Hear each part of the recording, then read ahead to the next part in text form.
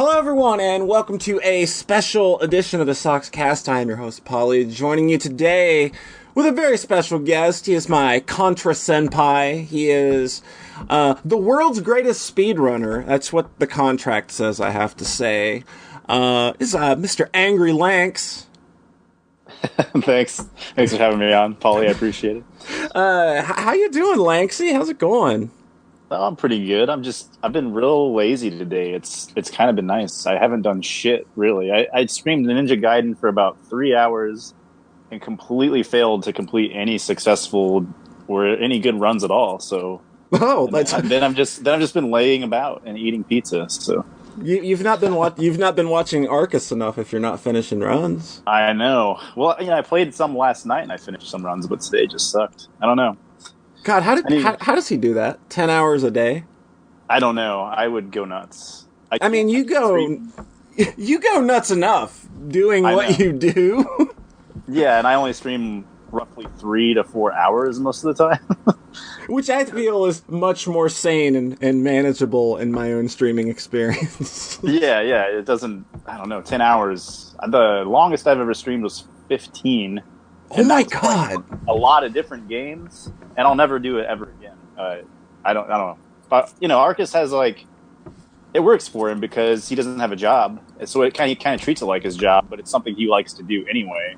So maybe if I didn't have a job, I'd be able to do something similar to that, but I still don't think I could do it for 10 hours a day. No, you've got to be superhuman and super dedicated, and so, like some of us, we have to unfortunately dedicate ourselves to other things. Yeah, exactly. So, Angrylanks, I've been meaning to ask, why so angry? Why so angry? I think it's just genetics, man. Like, my whole family, me and my siblings and my brothers and I were all just kind of angry people. So I guess it was just the way we were meant to be. I'm not sure, honestly. You're cynical, pessimistic bastards. I've only seen you maybe truly angry on stream once or twice, but most of the time I think you're a genuinely funny a dude that you seem like you're having a good time most of the time. Even yeah. Except when you lose those world record pace runs, and those are gonna sting quite a bit. Yeah, if I lose a good run, then it's going to come out, and I can't hide it. Like, I wear my emotions on my sleeves, so if I'm in a good mood, it's pretty obvious. If I'm in a bad mood, it's very obvious. Yeah.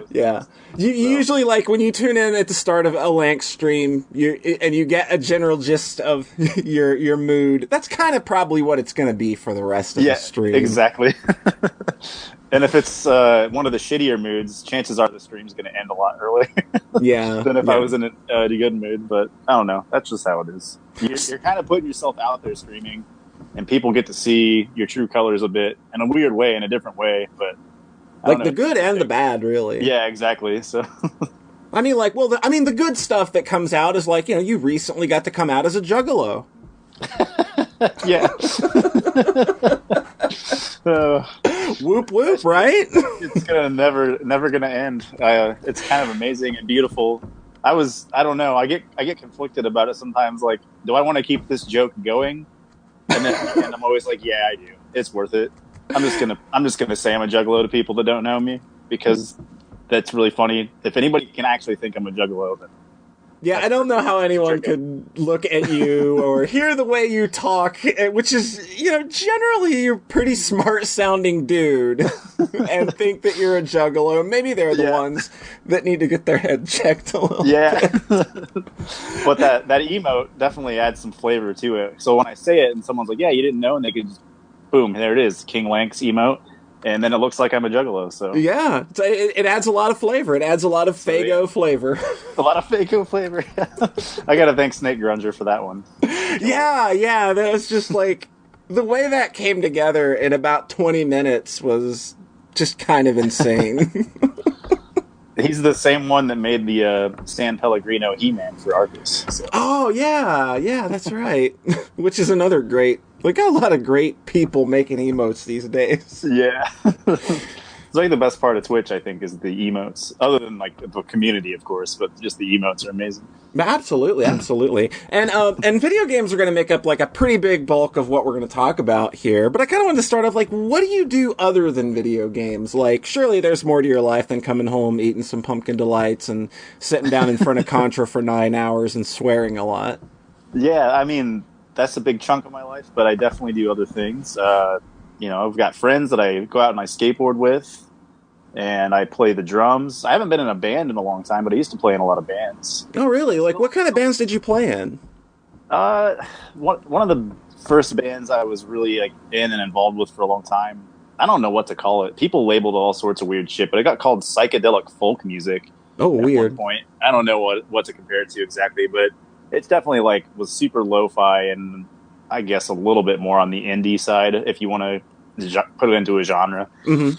And I was in that band for about 7 years, I think. And we traveled a lot, toured a lot, played a lot of shows. And then I just kind of got burned out on that. And I was also in a punk rock band around that time too, called The Accidents. Oh yeah, and that was pretty fun. But it was pretty straightforward punk rock, just like really fast and aggressive music.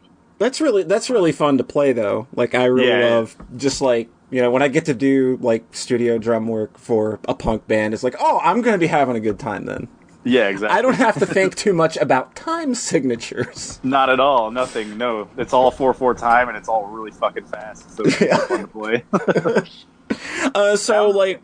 Few bands, but yeah. So, like, have you done, like, anything, like any kind of accolades for skating or anything? Or is that just, like, a personal thing for you? It's more of a personal thing, but I have made videos, and I've contributed a lot of filming here locally for skateboard videos. So, like, a lot of my handiwork has been in videos, and I've made a video part for one video that my friends and I put together. It was mostly my brother that was in charge of that video.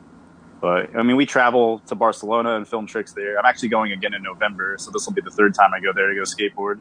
Oh, wow. Yeah, it's going to be really fun. So I think there's a crew of 9 of us going this time. So, wow. How much fish islands can we expect? Plenty of fisheye, yeah. That is a must. I mean, because certain things have to be filmed that way because there's no other way to show the spot and the skater at the same time. Oh, you can see, like, I'd always kind of thought that it was just like, oh, we really like this cool look, and I didn't know that it was actually for the technical reason of actually getting... Yeah. There's a good purpose for it. It does get overused, I'm not going to deny that, and it is a bit of a gimmick sometimes, but it can be very handy, especially if you're doing something where you're traversing, like, multiple obstacles and you're kind of like booking it down a hill or something. It's kind of hard to long lens that because where are you going to stand to get everything in the shot? So it's easier to just follow the dude on your board with the fisheye and then just see you get all the obstacles as you're cruising past him, and it gives it this great effect, like it shows the speed and everything. So it's very action oriented that way. That's what's good about fisheye. So well goddamn, I just learned something new every day. Yeah, it's got a good purpose. So now we'll get into the stuff that I'm sure everybody's here to listen to. Like, listen to two old people talk about video games for a bit. Speaking of old, what kind of games, like, what era of games did you grow up in? What kind of games did you grow up with? I started with NES games, for sure. Like, Mario was the first thing I ever played, of course, like so many other people, just Super Mario Bros. And I sucked really bad at it as a kid. I could never beat World 8. Like, I could just never beat the damn game. And then the next game I remember really getting into was Metroid and Final Fantasy as a kid. Wow, an RPG? I beat both of those games when I was pretty young, like 7 or 8 or somewhere in there. But those games have saves or passwords. So, of course, like, if you're willing to sit there and play it over and over again, which I was, eventually you're going to beat it. Whereas Mario World was like, oh, well, you got a game over, you're going back to the beginning of the game. So, yeah, as a kid, it may seem weird that I was able to beat those lengthy games, but like I said, they have passwords or save systems, so we're just panned out. Like, I was able to focus and come back to them later and remember where I left off. Yeah, it definitely... just random NES games at my cousin's house. Like, I played Contra when I was young, but I sucked at that, which is kind of funny to think about. I was terrible at it. And Battletoads is my all-time favorite NES game, and that was another game my uncle had, and I was obsessed with that. And I could never get past stage 7 when I played that as a kid. So, man, that is a game that gets so much shit that I think is kind of undeserved because it's got so much variety in play style, and I think that it executes decently on like most of it. Don't you think? Yeah, to me, it's the best NES game out there. It's my absolute favorite. I mean, I think me and TMR are the only two people that share that opinion about Battletoads. But it's a good challenge. It's the level diversity, like you said. That's what really makes it a great game. But it has amazing graphics. It has a good soundtrack. The gameplay is solid. Mm-hmm. It's just harsh. It's a really harsh and brutal game. But that's what I loved about it. Like, oh, I got a little bit further this time, and next time I'll get a little bit further than that until eventually I can beat this fucking game. So that's what I want. I don't want to put a game in and just beat it right away. That's disappointing. Yeah, it seems like that's what people like. I don't know. Like that's kind of like how like I always worked my way through Contra games growing up, is that you play it, you get your ass beat, and then you come back to it later with, you know, more knowledge, and you get a little further. Like I remember specifically going through Contra 3 and Contra Hardcore that way, of just like getting way better each time you played it, and it's just a really rewarding experience. Exactly, yeah, it's perfect. That's what I want out of video games. Hey, that's a good thing to want out of video games. So when, you know, obviously you're a speedrunner now. You're the world's greatest. Again, I have to keep saying that because that's in your contract. Like when you were growing up, or like playing games throughout your young, you know, like teen years or whatever, like was getting good at games on the level that you are now like a priority at all, or did you like play games fast or challenge yourself in any ways, or was it just all pretty casual back then? When I was a kid, I didn't focus on any of that too much, but when I was a teenager, I started to kind of think of games a little bit that way, especially because at that time I was playing GoldenEye and Mario Kart. Oh, so, definitely. Like naturally, you're wanting to do the levels faster because in GoldenEye, you're rewarded, yeah. Yeah, you got to beat them fast as shit. So that kind of, in a way, was probably be like the first semi-speedrunning I ever did. And then Mario Kart time trials, like me and my brothers were always trying to outdo each other on that stuff. Even till like not too long ago, my youngest brother and I were in a huge battle on time trials in Mario Kart. I still have the cartridge with all the saves on it, like the times we added to the board. So I would say that was my first real like attempts at something like that. Yeah, and like games that like incentivize speedrunning, like you said, just kind of, it comes like a natural part of their gameplay, like Super Metroid and the original Metroid games. Like they incentivize you to get further, and you get to see Samus almost naked. Yeah. Right. That special ending for all the nerds. Yeah. Listen to you talking like you're not a fucking nerd. Oh, I'm a fucking nerd. But it's just funny. Like I can't like get enough of how pathetic nerds are to an extent. I'm not saying I'm not either, but you know, like, oh, there's a pretty girl stream. I'm gonna watch it. Like, you know what I mean? It's just, and then people get mad that the girl's doing well. It's like, well, I've heard people say this. I don't know how many times, so please don't take this as my own opinion. But like, well, if I had a pair of tits, I could do well too. It's like, well, it's not the girl's fault. She has a pair of tits. Exactly. It's the male side's fault that they're that fucking pathetic. Yeah, like they're enabling it. She has tits. Sorry, that's not the girl's fault, dude. That's society's fault. Like, yeah, you only have yourself to blame for that shit. Yep, you fell into that trap. You bit if the girls, yeah, you bit right into toxic masculinity, and they ran with it. Yep. It's too bad that that's like kind of viewed though. Yeah, unfortunately, but yeah. Anyway, I don't know. It's weird. That shit gets real weird. Yeah, it can. So when did you first discover like speedrunning as it exists now? When did you discover that as a thing? So, like my first exposure to an actual speedrun was when it was like probably 11 or 12 years ago, when I saw that task video someone made of that Mario 3, like that insane Mario 3 run. Oh, yeah! Yeah, like everything's like insanely quick, like using the P or whatever to get the speed, and then doing all the one-up tricks on the cannonballs and shit. Mm-hmm. And like, I wasn't sure if it was fake or not. I had no idea. So I started trying it. I was like, fuck it, I'm going to learn how to do this shit. But I had the Mario All-Stars cart at the time. I didn't have an NES anymore at the time. Mm-hmm. And so I was learning. I literally learned how to speedrun every single stage in Mario 3 after that. I got that addicted to it. So I made my own routes for every single level. And this was like, I didn't realize speedrunning was actually a thing at the time. I was just doing it for fun. So this still wasn't even full exposure to like the actual site of speedrunning. And then at some point, I finally stumbled on Speed Demos Archive. I don't remember exactly what time it was, but I was in my probably mid-20s when I discovered Speed Demos Archive. And I was like, oh, okay, cool. Other people are like actually doing this. And I think one of the first runs I saw was a Ninja Gaiden run, actually, by, what was his name? Emmanuelson or something like that. Mm-hmm. I'm so bad at my speedrun history. And then the Contra run by Frezzy Man. That's still my favorite speedrun of all time. Man, that's classic shit right there. Yeah.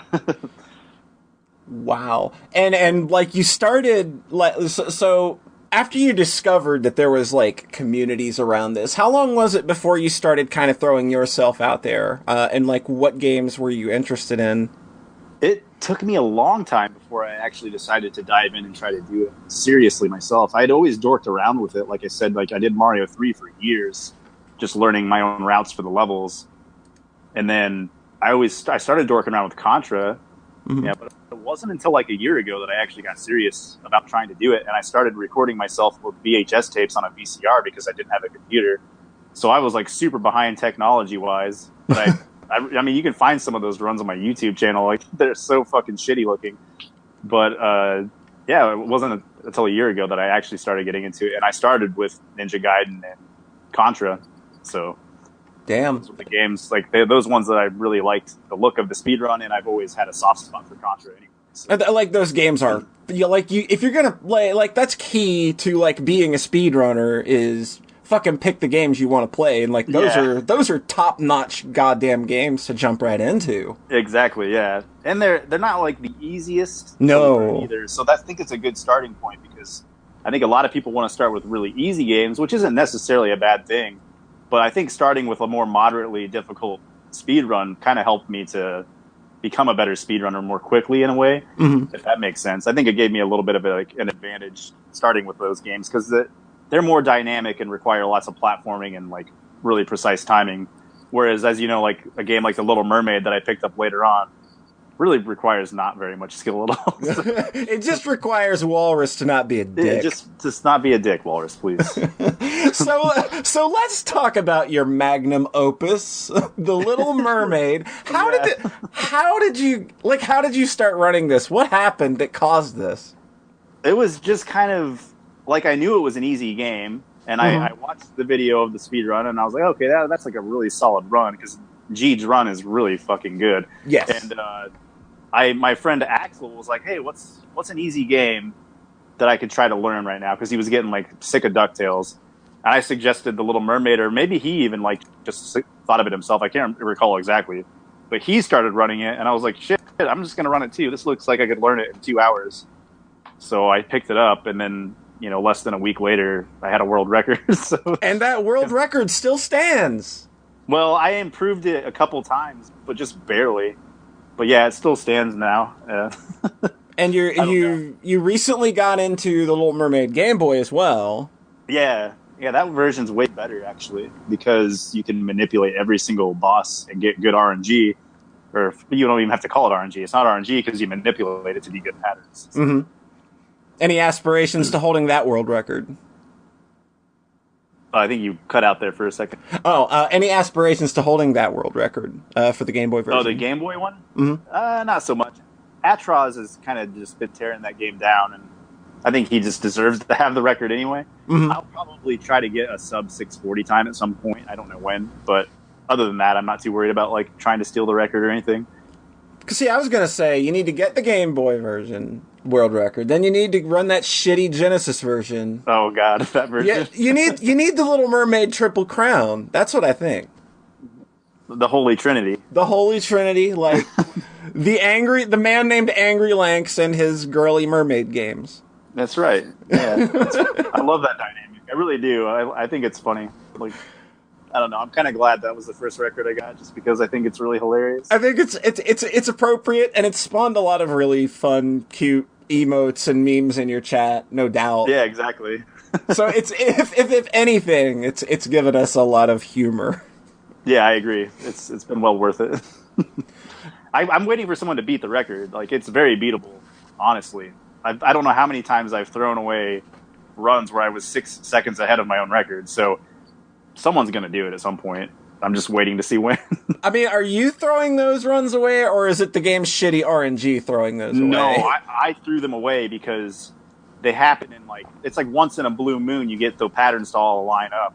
Mm-hmm. You know, it's like the stars finally fucking aligned, and I'm too fucking nervous to play well because of it. So I get to the last Ursula fight and just panic and just fucking, like, throw a fish off at an angle and somehow miss her giant fucking chin with the fish, you know? Like, just, I didn't even fucking hit her because I'm too fucking nervous. So there goes the world record run. Wow. I probably did that like 6 times.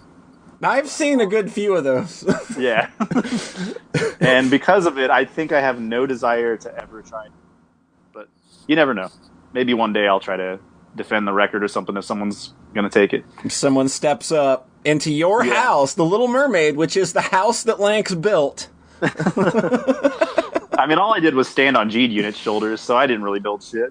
Jeed probably stood on someone else's shoulders, you know what I mean? Like, that's all speedrunning is. So. Well, that's how, everybody kind of builds upon everybody else's runs and techniques, or finds, or gets better luck, or, finds... Or contributes a new strat, something. Like, and I think that's the really cool thing about the community is nobody seems to get really butt-pained about it, is that they... Oh, yeah, no... You can't be that way, because of course it's going to happen, And plus, there's always going to be somebody that's better than you at the game anyway. Yeah, like... It's just like, there's always somebody out there that's just that good at games. And once they pick up the game you play, it's like, well, here comes my world record bop. It's inevitable, like, oh well. Like, oh, great. Great, Toad just picked up a game that I'm running. Yep. Fuck me! Toad or Indy or yep. Whoever, Infested Rich, one of those guys. Just pick up games in 2 seconds and destroy your record. So just enjoy your final fleeting moments with that record. Yep. So, of course, we've got to talk about Contra. This is kind of the run that defines you now. At least I think. I think that's fair to say. Yeah, it's the run that I came to know your stream for and know you for, and like you've been very supportive in offering me advice. I mean, shit, that's kind of a thing. Like, I've only seen you ever just offering loads of advice to people picking this game up, and that's always been a really cool thing I've liked about the retro community as a whole, is everybody is just kind of, like, working to get everybody better, because they want their game to, have a little more steam behind it. They want to see the game itself grow. They want to see the times be pushed down further. But yeah, I've never had anybody be stingy with me in terms of giving me advice on Contra. Mm-hmm. Like, when I started running the game, Toad and Fro, or like Ghost of Owl Street, whatever you want to call him. I think he's Rocky IRS now, actually, on Twitter. Yeah. And then Rod Dog, like those 3 dudes were really helpful to me and gave me tons of advice. And like, if it wasn't for them, I wouldn't have ended up coming around and eventually beating their times. You know what I mean? Like, it took their advice to get me where I am. Yeah, so I'm always indebted to those guys for that. You are within striking distance of the world record now. You are 2nd place on the speedrun.com leaderboards. Like, that's got to be incredible to kind of just, like, pick the game up and then, like, speedrunning it in an official capacity, and then now just being, like, this fucking close. Yeah, it just seems pretty surreal most of the time still. Like, because like I said, I still look up to all those guys I just mentioned. Like, it just feels weird to have risen that high on the board, and then to actually be, I'm literally 2.5 seconds behind.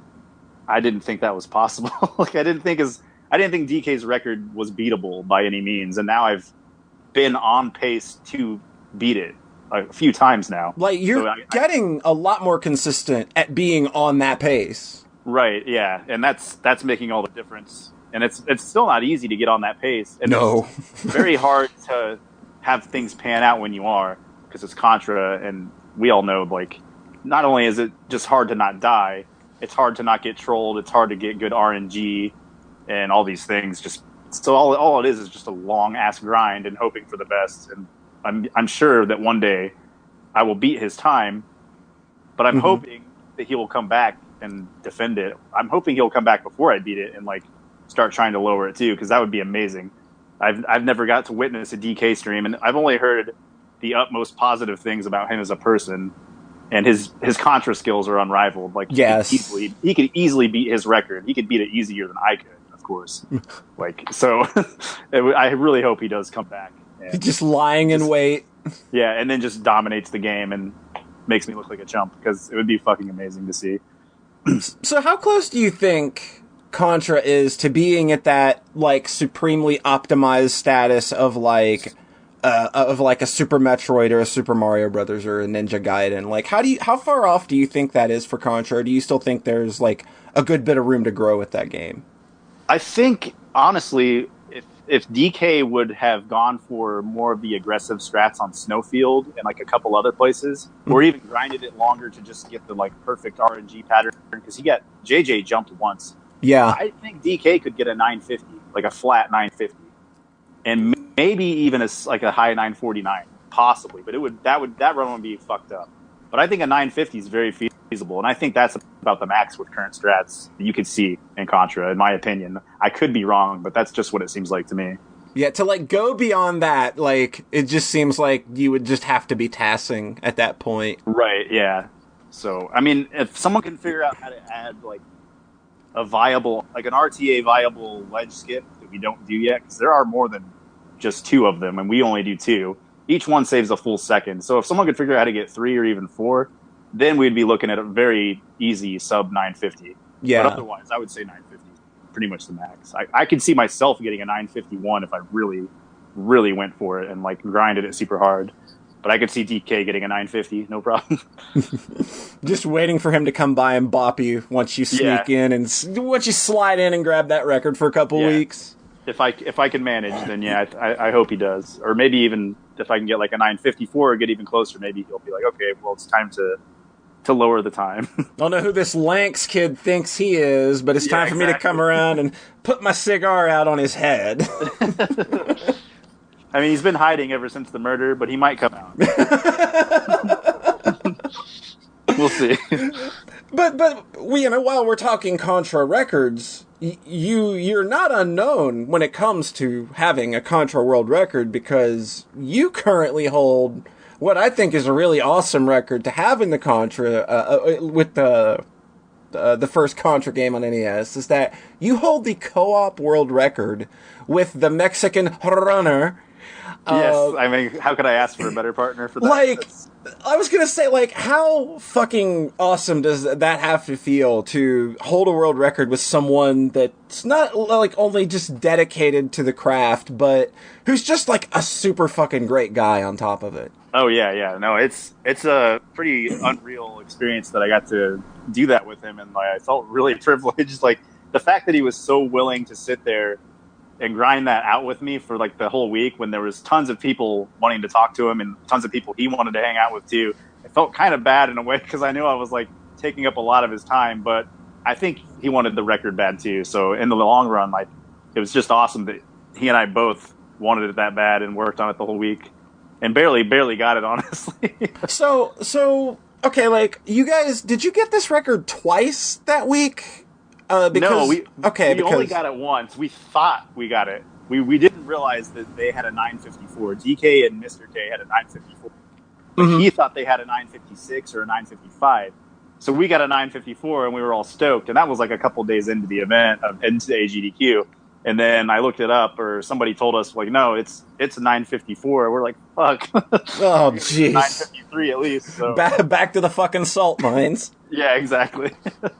But we were on pace multiple times for sub 950, so it's very doable to get a sub 950. It's just 2-player Contra. Everybody knows, like, that's hard as fuck, because somebody's always going to die. Yeah, like, and then it's time to reset, like, unless the death happened in like a way that it didn't matter, which did sometimes line up right, but I don't know. It was tricky. We did a lot of new routing and made up some new strats that those guys didn't use, and that's what really gave us the edge. Especially on Snowfield, we did 2 death abuses where I would run into the tank, like I would jump, because it stops the tank earlier, and then I would run through the tank with my iframes. That saved 2 full seconds, because we did it on both tanks, and each one was a second time save. So really, like, in a lot of ways, our run wasn't necessarily as good as theirs, because they had a 954 without that strat. So it comes down to numbers, though.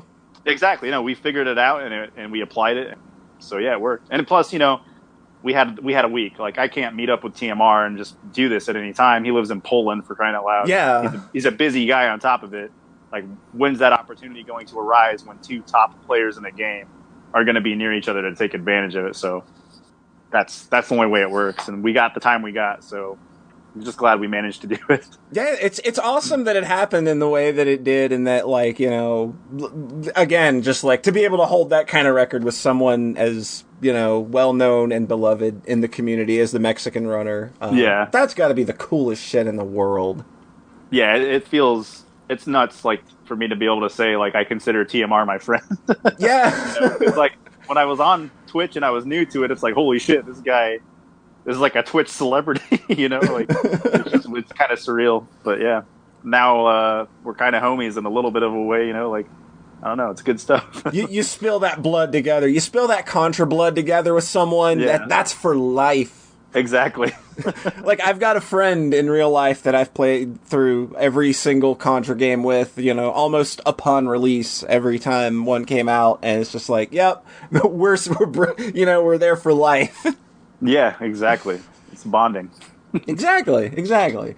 You come to hate one another sometimes over those things, like, motherfuckers. Right, because, you know, why did you fucking die there, dude? Why did you do that? No. Why did you take that spread? Yeah. Why did you pick up the fire, you idiot? What the fuck? So, like, you've got a number of games under your belt by now. Are there any other games currently that you run that you're looking to, like, improve on? Or are there any, like, new runs that you want to get into?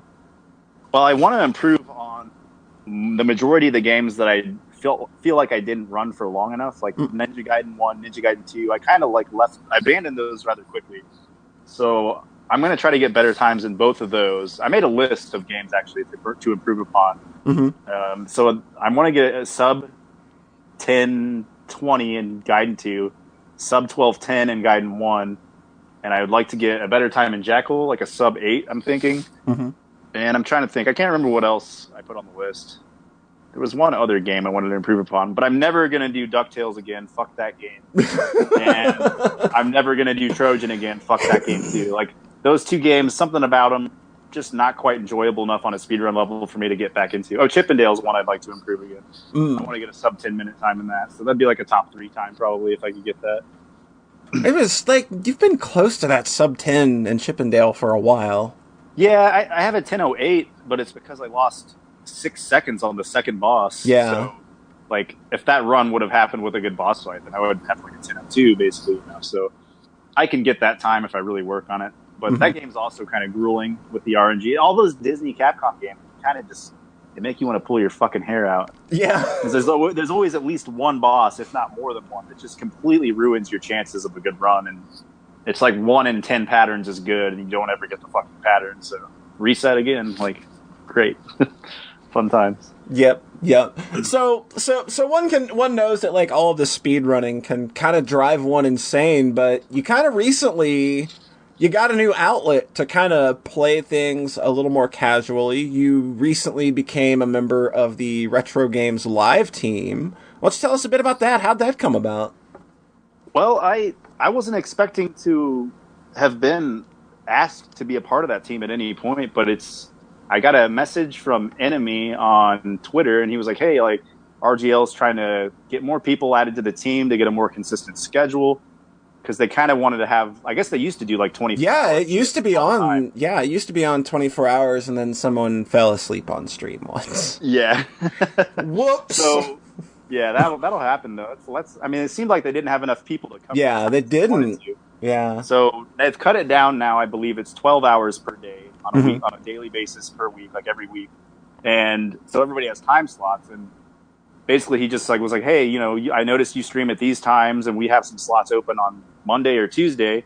Would you want either of these spots? I was like, yeah, I'd be honored for sure. Like, I would have never expected to have been asked to do this. So definitely. And yeah, it's been a cool outlet. It's a good way for me to get exposure. It's a good way for me to help their channel grow. So it's beneficial for both of us, I think. And I can do something a little different since, like you said, I always do speedrunning, and it's aware. I just took advantage of that as a time to just play games casually, which has been really nice.